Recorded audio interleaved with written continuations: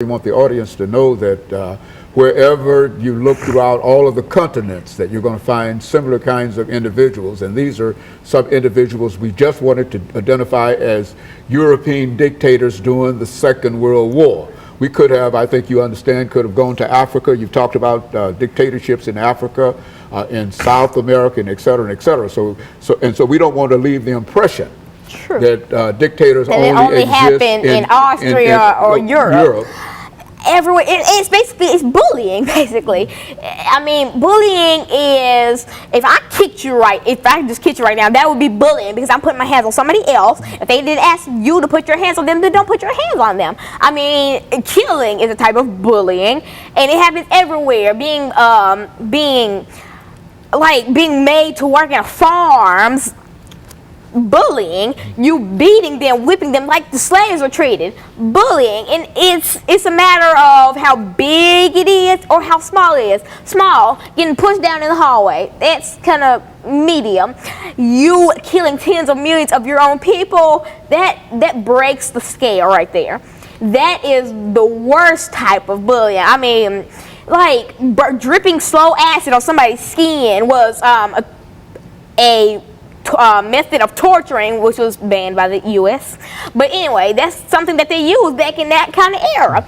And so that's a type of bullying. You killing them and doing all this to them because what? Because they're Jewish, or because they're black, or because they're not like you. Well, Lana, look, in terms of all of this, these dictators that we've identified in Europe, and as well as the rest of the dictators all over the world, what are some of the things that you can tell people of your age this morning in terms of how they have to react and how they have to act to one another so that not only they might understand more about these individuals, but also be able to have a better attitude toward one another and toward parents and their relatives and etc. Every school you go to, I mean, you can't just say this school doesn't have bullying. I mean, you may not know it, but every school has bullying. Every class has bullying.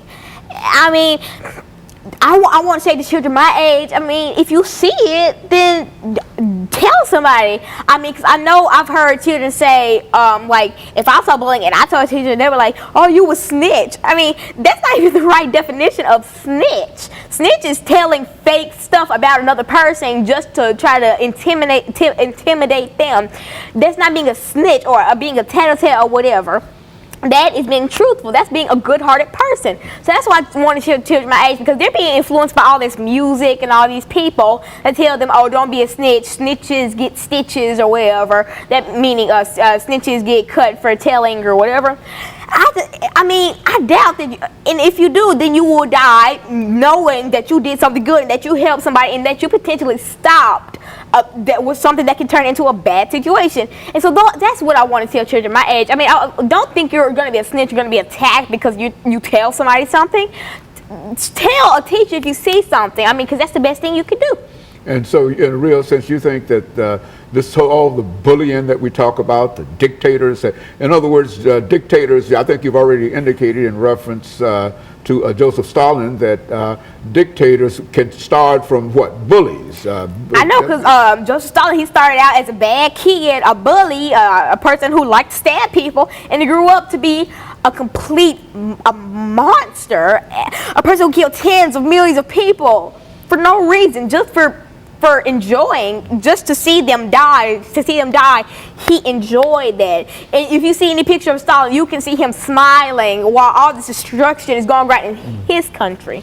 Well, one of the great things I think that we also didn't indicate is that there were also, during this Second World War, individuals who were leaders of the democracy, the democratic. And I think while you mentioned all of these evil individuals, you forgot to mention the fact that Franklin Delano Roosevelt tried to save these people. He tried as hard as he could to save many people, and that's a hero right there. That's a person who wanted to save people instead of kill people. So he's the exact opposite of all these other people. He was a good heart person, and I just want to give a thanks to Franklin D. Roosevelt for trying his hardest to save people. Very good. And of course, Lana, let me thank you for coming by and giving us that information, and let me encourage our audience to tune in again next week for another informative edition of Comments. Thank you and good morning.